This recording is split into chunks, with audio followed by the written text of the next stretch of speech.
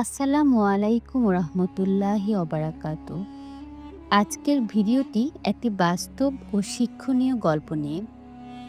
একজন নামাজরত ব্যক্তির জীবনে কিভাবে আল্লাহর রহমত তার জন্য রক্ষা হয়ে দাঁড়িয়েছিল, সেই ঘটনা শুনলে আপনার চোখে পানি চলে আসবে। গল্পটি শুনে অবশ্যই ভিডিওটি লাইক ও শেয়ার করবেন ইনশাল্লাহ। সুন্দর এক বিকেল, বাংলাদেশের এক গ্রাম, নাম চরকান্দা। গায়ের এক প্রান্তে ছোট্ট একটা মসজিদ। সেই মসজিদের ইমাম সাহেব হাফেজ মাওলানা আব্দুল করিম একজন নির্লোভ খোদাভীরু মানুষ। প্রতিদিন যেমন করে তিনি আসর নামাজের পর কিছু সময় একা আল্লাহর সাথে নির্জনে কথা বলেন, আজও তাই করছিলেন। নামাজে দাঁড়িয়েছেন তিনি একান্ত মনে, তাকবীর বললেন, আল্লাহু আকবার। তার চেহারার প্রশান্তি, মন যেন অন্য জগতে চলে গেছে। এদিকে ঠিক মসজিদের পেছনের বনে ঘাসের মধ্যে নড়াচড়া শুরু হয়। একটি বিষধর সাপ, কালো রঙের বড়সড়, ধীরে ধীরে এগোচ্ছে মসজিদের ভেতরের দিকে। কেউ দেখছে না। মসজিদে তখন আর কেউ নেই, শুধু ইমাম সাহেব আর তার নামাজ। সাপটি ধীরে ধীরে কিবলার দিকে এগিয়ে আসে। সামনে সিজদায় মগ্ন মানুষটি দেখতে পায় সে। একটা সময় সাপটি সরাসরি তার পেছনে এসে দাঁড়ায়, কিন্তু মাওলানা সাহেব কিছুই টের পান না। তিনি তখন রুকুতে, তারপর সিজদায়। এমন মুহূর্তে যে কেউ ভয় পেত। আমরা অনেকেই নামাজ ছেড়ে দৌড়ে পালিয়ে যেতাম, কিন্তু ইমাম সাহেব জানেন না কি অপেক্ষা করছে তার জন্য। ঠিক তখনই ঘটে অদ্ভুত এক ঘটনা। সাপটি হঠাৎ থেমে যায়। তার ফনা তুলল, সে আর এগোয় না। সে কেবল ফনা তুলে মাওলানার দিকে তাকিয়ে থাকে, ঠিক যেন কেউ তাকে আটকে রেখেছে। আর তখনই হঠাৎ মসজিদের দরজা দিয়ে এক বৃদ্ধ প্রবেশ করেন। চোখে সাদা চশমা, হাতে লাঠি। তিনি ধীরে ধীরে সামনে এগিয়ে গিয়ে মাওলানার কাঁধে হাত রাখেন এবং আস্তে বলেন, নামাজ শেষ হলে পেছনে তাকিও, তোমার জন্য একটা চমক অপেক্ষা করছে। নামাজ শেষে মাওলানা সাহেব সালাম ফেরান। ডান দিকে আসসালামু আলাইকুম রহমতুল্লাহ, বাম দিকে আসসালামু আলাইকুম রহমতুল্লাহ। তারপর পেছনে তাকিয়ে তিনি স্থির হয়ে যান। সামনেই ফনা তোলা বিশাল সাপ, কিন্তু সে আর নড়ছে না, মৃত। আর আশ্চর্যের বিষয় হলো, সাপের গলার চারপাশে রক্তের দাগ, যেন কেউ তাকে ছুরি দিয়ে কেটে গেছে। এদিকে যে বৃদ্ধ প্রবেশ করেছিলেন তিনি আর নেই। চারপাশে তাকালেন, কেউ নেই। এত বড় এক অলৌকিক ঘটনা। তখনই তার মনে পড়ে এক আয়াত, আল্লাহ তার বান্দাদের রক্ষা করেন যদি তারা তার উপর ভরসা করে। সূরা আল ইমরান। তিনি বললেন, আলহামদুলিল্লাহ, আল্লাহ আমাকে হেফাজত করেছেন। বন্ধুরা, এই ঘটনা আমাদের শেখায়, নামাজ শুধু দায়িত্ব নয়, এটা একটা আশ্রয়। যখন আমরা আল্লাহর দিকে ফিরে আসি, তখন আল্লাহ আমাদের রক্ষা করেন এমনভাবে যা আমরা কল্পনাও করতে পারি না। কমেন্টে লিখে ফেলুন, ইনশাল্লাহ আমিও 5 ওয়াক্ত নামাজে অটল থাকব। আল্লাহর রহমতের কাহিনী কখনো থেমে যায় না। আজ যে গল্প শুনলেন, এটা শুধু এক গল্প নয়, এটা হাজারো ঘটনার প্রতিচ্ছবি। আপনি যদি চান আল্লাহ আপনাকেও এভাবে রক্ষা করুন, তাহলে আজ থেকে নামাজ পড়ুন, জিকির করুন, আর অন্তর থেকে বলুন, ইয়া আল্লাহ, আমাকে হেদায়েত দাও। ভিডিওটি যদি ভালো লেগে থাকে তাহলে লাইক দিন, কমেন্টে আপনার অনুভূতি জানান, আর আমাদের চ্যানেলটি সাবস্ক্রাইব করে পাশে থাকুন। আর হ্যাঁ, আপনার বন্ধুদের সাথেও এই শিক্ষণীয় গল্পটি শেয়ার করতে ভুলবেন না। আসসালামু আলাইকুম রহমতুল্লাহ। আসসালামু আলাইকুম রহমতুল্লাহ। ভাই ও বোনেরা, আজকে আমরা জানব এক সত্য ইতিহাস যা কুরআনে উল্লেখ আছে। আবাবিল পাখির মাধ্যমে কাবা শরীফ রক্ষার অলৌকিক ঘটনা। ইনশাল্লাহ এই গল্প থেকে আমরা শিখব আল্লাহর অসীম শক্তি ও তার রক্ষা করার গুণ। ঘটনাটি ঘটে রাসূল মুহাম্মদ সাল্লাল্লাহু আলাইহি সাল্লাম জন্মের বছর, যা ইসলামিক ক্যালেন্ডারে পরিচিত আমুল ফিল নামে, অর্থাৎ হাতির বছর। তখন আরবের বাইরে ইয়েমেন শাসন করছিল এক খ্রিস্টান রাজা আব্রাহা। সে চাইতো মানুষ যেন মক্কার কাবা শরীফে না গিয়ে তার নির্মিত বিশাল গির্জায় উপাসনা করে। কিন্তু মানুষ তখনও কাবা শরীফকে সম্মান করত, কারণ এটা ছিল ইব্রাহিম আলাইসাল্লাম ও তার ছেলে ইসমাইল আলাইসাল্লাম নির্মিত ঘর, আল্লাহর ঘর। এই বিষয়টি আব্রাহাকে ক্রোধে উন্মাদ করে তোলে। আব্রাহা বিশাল বাহিনী প্রস্তুত করে, সঙ্গে নেয় কয়েকটি বিশাল হাতি, যার মধ্যে সবচেয়ে বড়টির নাম ছিল মাহমুদ। তার উদ্দেশ্য ছিল একটাই, কাবা ধ্বংস করে দেওয়া। তারা মক্কার দিকে রওনা দেয়। মক্কার মানুষ ভয় পেয়ে যায়। তখন কুরাইশদের নেতা ছিলেন আব্দুল মুত্তালিব, রাসূল সাল্লাল্লাহু আলাইহি সাল্লামের দাদা। তিনি আব্রাহার সঙ্গে সাক্ষাৎ করে বলেন, আমি আমার উট ফিরে চাই, কাবা আল্লাহর ঘর। তিনি নিজেই তার ঘর রক্ষা করবেন। এ কথার গভীরতা আজও আমাদের জন্য শিক্ষণীয়। যখন আব্রাহার বাহিনী কাবার খুব কাছাকাছি পৌঁছায়, ঠিক তখনই ঘটে এক অলৌকিক ঘটনা। আল্লাহ আকাশ থেকে পাঠালেন ছোট ছোট পাখির দল, যাদের আমরা বলি আবাবিল পাখি। প্রতিটি পাখির ঠোঁট ও পায়ে ছিল ছোট ছোট গরম পাথর। তারা সেই পাথর ছুঁড়ে মারতে শুরু করলো আব্রাহার সৈন্য ও হাতির দিকে। এক একটি পাথর ছিল আল্লাহর পক্ষ থেকে নির্ধারিত। যার উপর পড়ত সে সঙ্গে সঙ্গে ছিন্ন ভিন্ন হয়ে যেত। পুরো বাহিনী ধ্বংস হয়ে যায়, আর কাবা আল্লাহ নিজ হাতে রক্ষা করেন। এই ঘটনা কোনো নবীর সময় নয়, বরং রাসূল সাল্লাল্লাহু আলাইহি সাল্লামের জন্মের ঠিক পূর্ব মুহূর্তে ঘটেছিল। এই কারণে সেই বছরটিকে ডাকা হয় আমুল ফিল বা হাতির বছর। বন্ধুরা, আপনি কি অলৌকিক ইতিহাস আগে জানতেন? কমেন্টে লিখে জানান আলহামদুলিল্লাহ জানতাম, অথবা নতুন জানলাম, ইনশাল্লাহ আরও জানব। ভাই ও বোনেরা, ভিডিওটি যদি আপনার ভালো লেগে থাকে একটি লাইক দিন, সুন্দর একটি কমেন্ট করুন, আর আমার চ্যানেলটি সাবস্ক্রাইব করতে ভুলবেন না। ইনশাল্লাহ সামনে আরও বাস্তব ইসলামিক ইতিহাস নিয়ে আসব। আসসালামু আলাইকুম রহমতুল্লাহ। আসসালামু আলাইকুম রহমতুল্লাহি ওয়া বারাকাতুহু। আজকের এই গল্পটি এক হজ্জযাত্রীর, এক মুমিন বান্দার, যার ঈমান, ধৈর্য আর আল্লাহর প্রতি ভরসা আমাদের হৃদয়ে ছুঁয়ে যাবে ইনশাল্লাহ। লোকটি হজের নিয়তে রওনা হয়। চোখে ছিল অশ্রু, হৃদয়ে ছিল ভালোবাসা, প্রভুর ঘরে যাওয়ার তীব্র আকাঙ্ক্ষা। সব প্রস্তুতি সম্পন্ন, শুধু বিমানে ওঠার অপেক্ষা। কিন্তু হঠাৎ ঘটে বিপত্তি। পাসপোর্টে একটি জটিলতা ধরা পড়ে, আর নিরাপত্তা বাহিনী তাকে থামিয়ে দেয়। বাকি হজযাত্রীরা বিমানে উঠে যায়, আর বিমান উড়াল দেয় তাকে ছাড়াই। লোকটি বিমানের আকাশে মিলিয়ে যাওয়া দৃশ্য দেখে কেঁদে ফেলেন। আশেপাশে নিরাপত্তা কর্মীরা তাকে সান্ত্বনা দিয়ে বলেন, মন খারাপ করো না ভাই, আল্লাহ হয়তো এবারের হজ তোমার জন্য কবুল করেননি। কিন্তু লোকটির মুখে তখনও ছিল অটল বিশ্বাস। তিনি চোখ মুছে বলেন, আমি হজের নিয়তে এসেছি। আমি বিশ্বাস করি বিমান আবার ফিরে আসবে আমাকে নিতে। আল্লাহর কুদরত।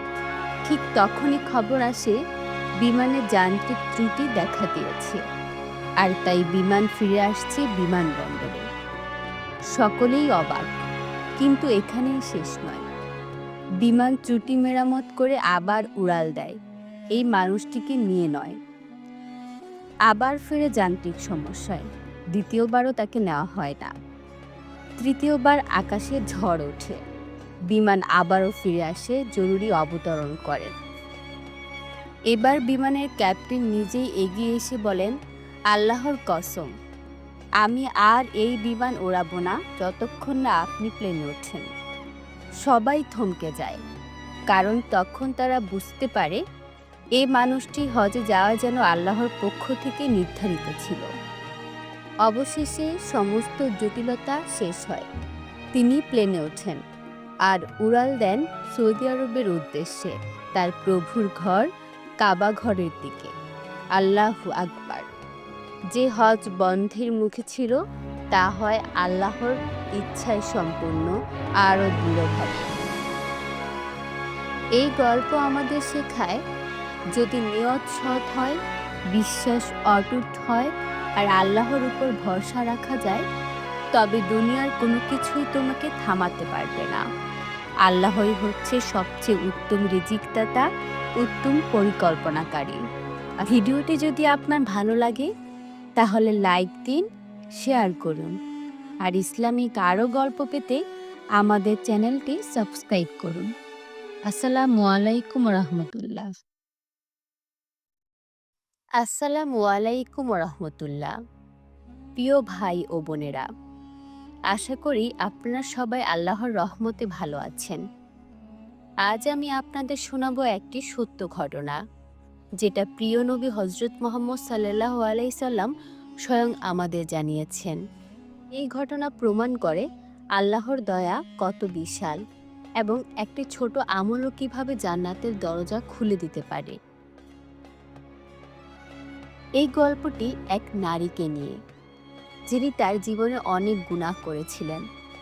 তিনি ছিলেন একজন পতিতা, সমাজের চোখে নীচ, পাপী, ঘৃণিত।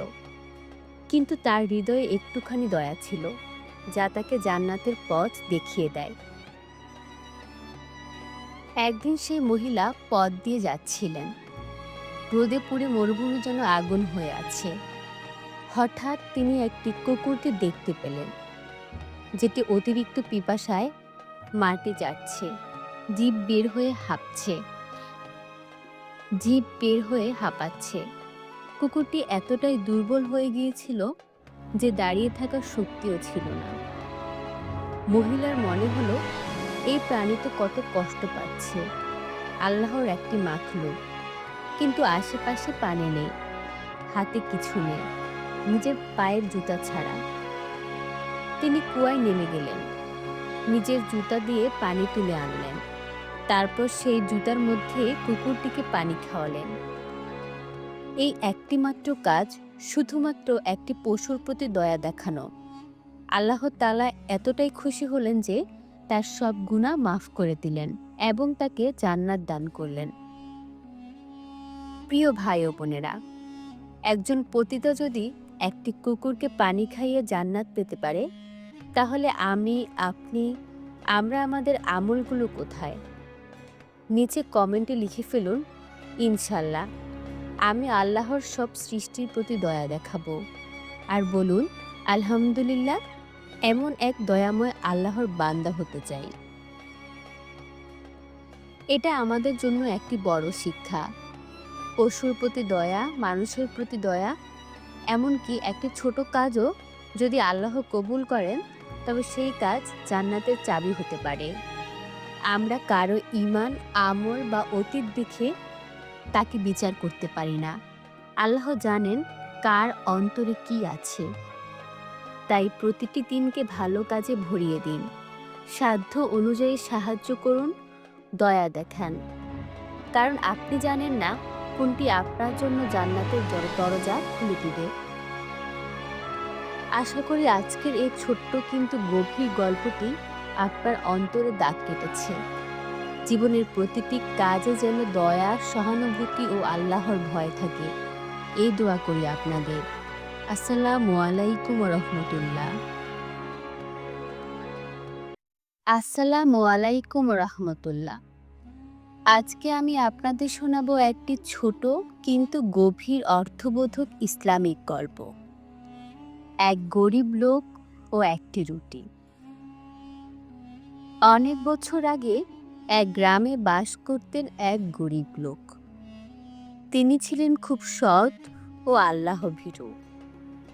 দিনে দিনমজুরি করে যা পেতেন তা দিয়েই সংসার চালাতেন। একদিন তিনি কোনো কাজ পাননি, সারাদিন না খেয়ে থাকলেন। ঘরে ফিরে দেখলেন স্ত্রী বলছে, আজ কিছু খাবার আনতে পারোনি? তিনি লজ্জায় মাথা নিচু করে থাকলেন। তখন তার স্ত্রী বললেন, আমি একটু আটা আর পানি দিয়ে একটা রুটি বানিয়েছি, তুমি খেয়ে নাও। তিনি বললেন, তুমি খাবা না? স্ত্রী বললেন, না, আমি রোজা রেখেছি।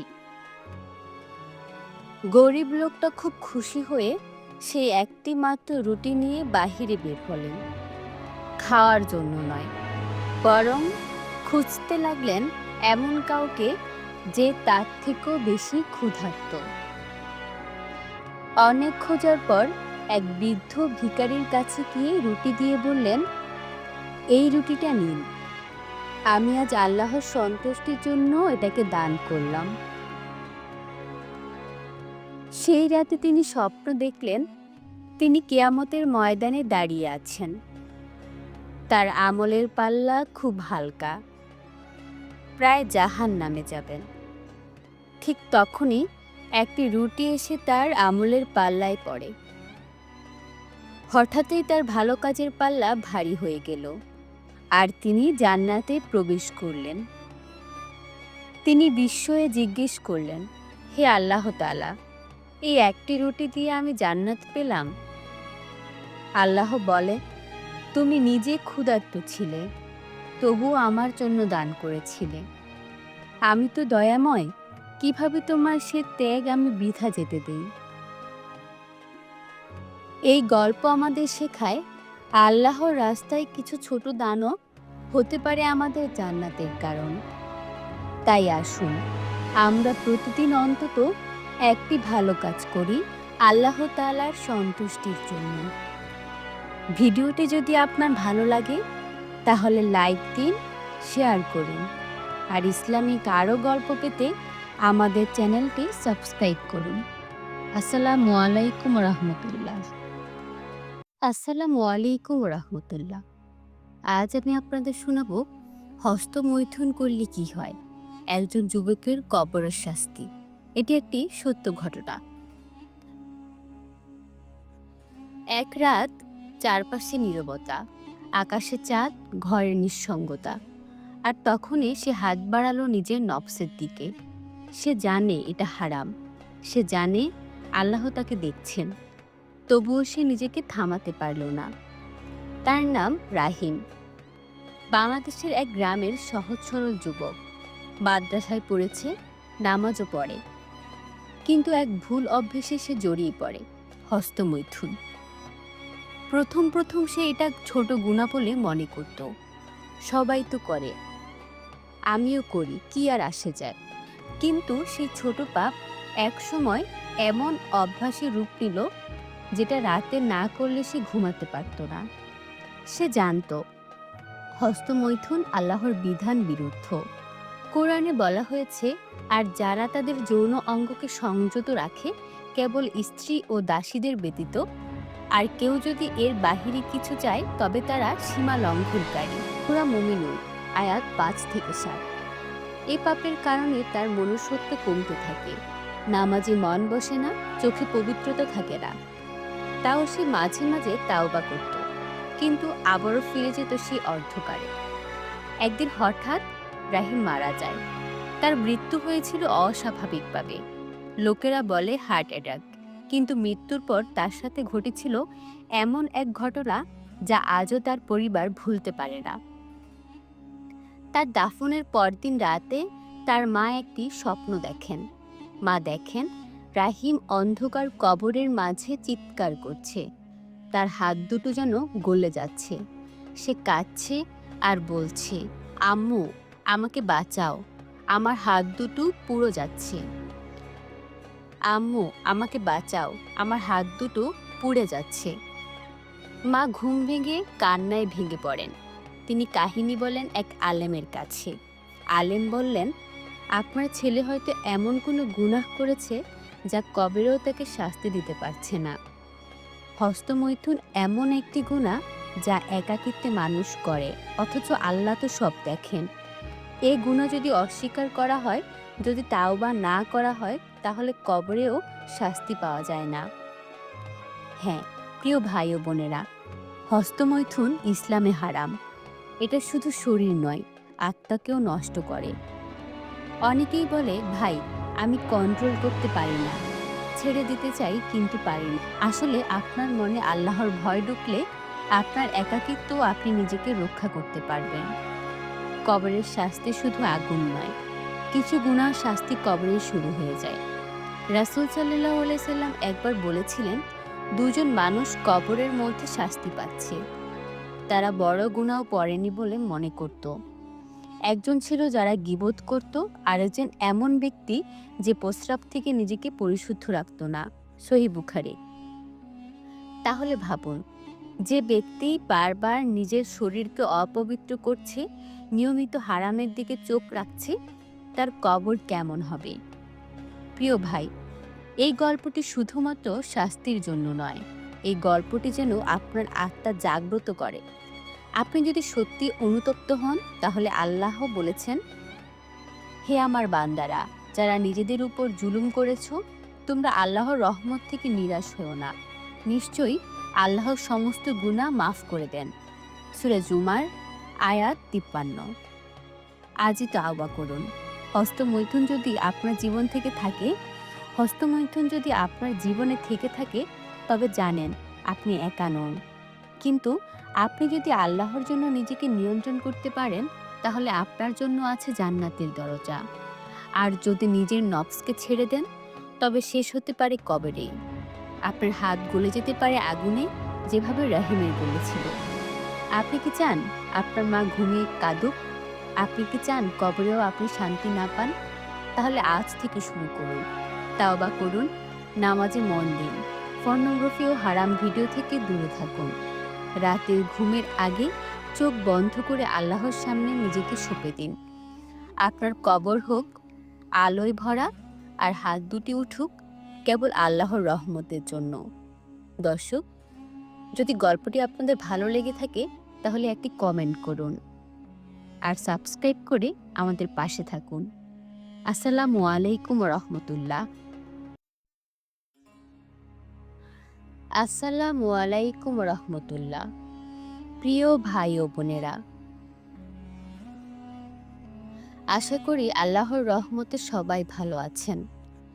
আজ আমি আপনাদের শোনাবো এক হৃদয় বিদারক কিন্তু অত্যন্ত শিক্ষণীয় একটি ঘটনা, যেখানে একজন ব্যক্তি হজ করতে গিয়ে কাবা শরীফ ও হজকে তুচ্ছ মনে করায়, সাথে সাথে সাপে রূপান্তরিত হয়।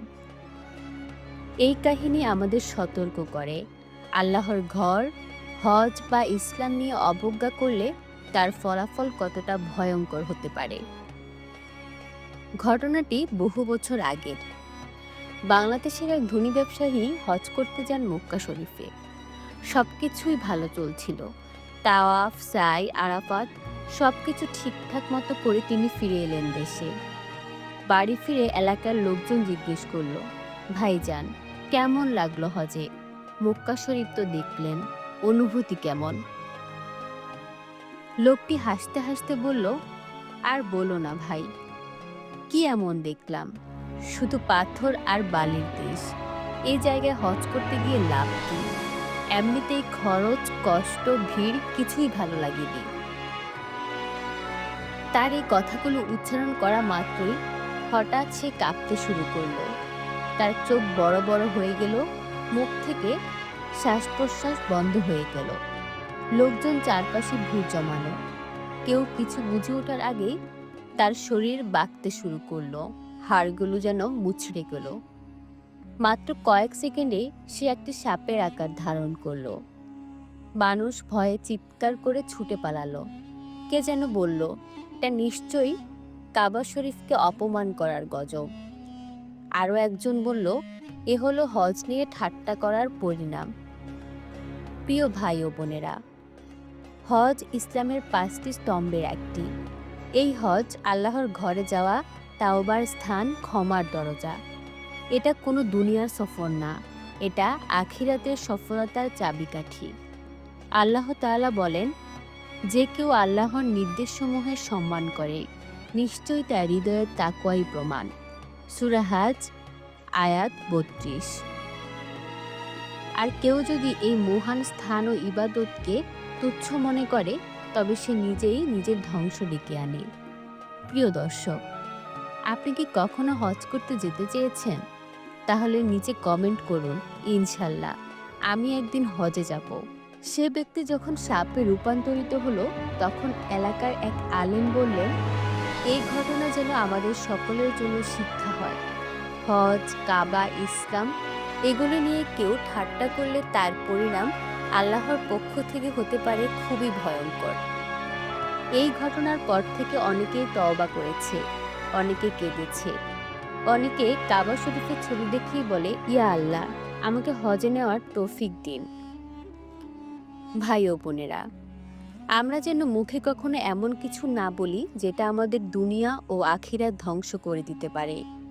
সব সময় মনে রাখুন, আল্লাহর ঘরকে সম্মান করা মানে নিজের ঈমানকে রক্ষা করা। ভিডিওটি যদি ভালো লাগে তাহলে লাইক দিতে ভুলবেন না। আপনার অনুভূতি ও শিক্ষা কমেন্টে জানান। আর এমন ইসলামিক শিক্ষণীয় কন্টেন্ট পেতে চ্যানেলটি সাবস্ক্রাইব করে ফেলুন। ইনশাল্লাহ আবার দেখা হবে নতুন গল্পে। ততদিন পর্যন্ত ভালো থাকুন, আল্লাহর হেফাজতে থাকুন। আসসালামু আলাইকুম রহমতুল্লাহ। আসসালামু আলাইকুম রহমতুল্লাহি ওয়া বারাকাতুহু। প্রিয় ভাই ও বোনেরা, আজ আমি আপনাদের জন্য নিয়ে এসেছি এমন একটি গল্প যা শুধুমাত্র একটি স্বপ্ন নয়, বরং একটি বাস্তব সতর্কতা। একটি অদেখা জগৎ, কবরের জীবন সম্পর্কে আমাদের চোখ খুলে দেওয়ার জন্য যথেষ্ট। গল্পটি একটি মেয়েকে নিয়ে, যার নাম মায়া। সে স্বপ্নে এমন কিছু দেখে যা আমাদের গা শিউরে ওঠাবে। চলুন শুনে নেই সেই স্বপ্নের গল্প। গভীর রাত, সবাই ঘুমিয়ে, শহর নীরব, বাতাস থমকে গেছে। আর এই নিঃশব্দ রাতেই মায়া ঘুমিয়ে পড়ল, ক্লান্ত, বিধ্বস্ত, কিন্তু মনটা অজানা অশান্তিতে ভরা। সে দেখতে পেল সে একটা অন্ধকার জায়গায় দাঁড়িয়ে আছে। চারদিকে ঘুটঘুটে অন্ধকার, বাতাসে এমন এক ভয়ের গন্ধ। ধীরে ধীরে চারপাশ পরিষ্কার হতে লাগলো, আর সে বুঝতে পারল সে একটি কবরের মধ্যে আছে। হঠাৎ দূর থেকে একটা সাপ আসতে শুরু করলো। লম্বা, কালো, বিষাক্ত এক সাপ। তার চোখ জ্বলছে লাল আগুনের মতো। মায়া চিৎকার করতে চায়, কিন্তু কোনো আওয়াজ বের হচ্ছে না। সাপটি ধীরে ধীরে মায়ার দিকে এগিয়ে আসে। মায়ার শরীর যেন জমে যায় ভয়ে। হঠাৎ সাপটি থেমে যায় মায়ার মুখের সামনে, আর তারপর আস্তে আস্তে তার ঠোঁটের ফাঁক দিয়ে ভিতরে ঢুকে যেতে থাকে। মুখ, গলা, বুক মনে হচ্ছিল সব কিছু পুড়ে যাচ্ছে। মায়া চিৎকার করছে, কেউ শুনছে না তার কথা। শরীরের ভিতর কষ্ট, মনে হচ্ছে দুনিয়ার সব বিষ সে এখন গিলছে। তখনই এক ভয়ঙ্কর কণ্ঠ ভেসে আসে, এই তো তোমার দুনিয়ার পাপের ফল। মায়া হঠাৎ ঘুম ভেঙে যায়। সে ঘেমে গেছে, চোখে ভীতিতে উন্মাদ। সে তখনই নামাজের জায়গায় চলে যায়। কান্নায় ভেঙে পড়ে সে সেজদায় বলে, হে আল্লাহ, আমাকে মাফ করে দাও, আমি আর গুনাহ করব না। আলহামদুলিল্লাহ, এই ভয়ঙ্কর স্বপ্ন তার জীবনের মোড় ঘুরিয়ে দিল। ভাই ও বোনেরা, এটা কি শুধুই একটা স্বপ্ন, নাকি আল্লাহর পক্ষ থেকে হিদায়াত? কবর হচ্ছে এমন এক জায়গা যে কেউ চাইলে পালাতে পারে না। আমাদের দুনিয়ার আমলই ঠিক করবে কবর হবে শান্তির জায়গা নাকি আযাবের গর্ত। ইনশাল্লাহ যদি আল্লাহকে ভয় করি, নামাজ আদায় করি, হারাম থেকে দূরে থাকি, তাহলে আল্লাহ আমাদের কবরকে জান্নাতের বাগানে পরিণত করবেন। প্রিয় দর্শক, যদি আপনি চান আল্লাহ আপনাকে কবরের আযাব থেকে রক্ষা করুন, তাহলে নিচে কমেন্টে লিখুন আলহামদুলিল্লাহ। এবং কেউ যদি এই ভিডিও দেখে নিজেকে বদলে নিতে পারেন, তাহলে আপনি সেই সওয়াবের অংশীদার হবেন ইনশাআল্লাহ। যদি গল্পটি আপনার হৃদয়ে দাগ কাটে, তাহলে অনুগ্রহ করে এই ভিডিওটি লাইক করুন, কমেন্ট করুন এবং আপনার বন্ধুদের সাথে শেয়ার করুন। এবং অবশ্যই আমাদের চ্যানেলটি সাবস্ক্রাইব করতে ভুলবেন না, যেন এমন আরও হৃদয় ছোঁয়া যাওয়া গল্প আপনাদের কাছে পৌঁছায়। আসসালামু আলাইকুম রহমতুল্লাহ। আসসালামু আলাইকুম প্রিয় ভাই ও বোনেরা, আশা করি আপনারা সবাই ভালো ও সুস্থ আছেন। আজ আমি আপনাদের শোনাব একটি ভয়ঙ্কর কিন্তু শিক্ষণীয় বাস্তবধর্মী ইসলামিক গল্প। একটি মেয়ে কিভাবে কুকুর হয়ে গেল। এই গল্পটি শুনলে আপনার অন্তর কেঁপে উঠবে। অনেক বছর আগে এক ধনী ও সুন্দরী মেয়ে ছিল। তার নাম ছিল নাজলা। আল্লাহ তাআলা তাকে সৌন্দর্য, ধন সম্পদ ও দুনিয়ার অনেক নিয়ামত দিয়েছিলেন, কিন্তু দুর্ভাগ্যজনকভাবে সে আল্লাহর কোনো নিয়ামতের জন্য আলহামদুলিল্লাহ বলেনি, বরং অহংকারে অন্ধ হয়ে সে সবার সাথে খারাপ ব্যবহার করত। নামাজ পড়ত না, পর্দা করত না, বরং ইসলামী শিক্ষা ও আদবকে তুচ্ছ ভাবত। একদিন এক দরিদ্র মহিলা তার দরজায় এসে এক টুকরো রুটি চাইল। নাজলা রেগে গিয়ে বলল, তুই একটা ভিখারি, তুই তো কুকুরের চেয়েও নীচ। এই কথা বলে সে দরজা বন্ধ করে দিল এবং মুচকি হেসে ভিতরে চলে গেল। কিন্তু সে জানত না, সেই গরিব মহিলা ছিল আল্লাহর এক প্রিয় বান্দা। চোখের পানি ফেলতে ফেলতে সে আকাশের দিকে তাকিয়ে বলল, হে আল্লাহ, তুমি তো সবকিছু দেখতে পাও, আমি তোমার উপর ভরসা রাখি, তুমিই বিচার করো। সেই রাতে নাজলা ঘুমাচ্ছিল। স্বপ্নে দেখতে পেল একটি কালো কুকুর তার দিকে এগিয়ে আসছে। কুকুরটি বলছে, তুমি মানুষ না, তুমি এক নিষ্ঠুর আত্মা, তুমি কুকুরের চেয়েও অধম। ঘুম ভেঙে যায় তার। সে উঠে বসে, চিৎকার করতে চায়, কিন্তু মুখ দিয়ে শব্দ আসে না। ঘেউ ঘেউ শুধু কুকুরের শব্দ। ভয়ে আয়নার সামনে গিয়ে দেখে তার মুখমণ্ডল বিকৃত হয়ে গেছে। সে এখন কুকুরের মতো দেখতে, গলার আওয়াজও কুকুরের মতো। সকাল হতে এই খবর চারদিকে ছড়িয়ে পড়ে। লোকজন দেখতে আসে সেই রূপবতী মেয়েটিকে, যে আজ আর মানুষ নেই, বরং কুকুরের মতো আচরণ করছে। কেউ বলে এটা নিশ্চয়ই আল্লাহর গজব, সে অনেক গরিব মানুষকে অপমান করেছে। এই দুনিয়ায় অহংকার শেষ পর্যন্ত মাটিতেই মিশে যায়।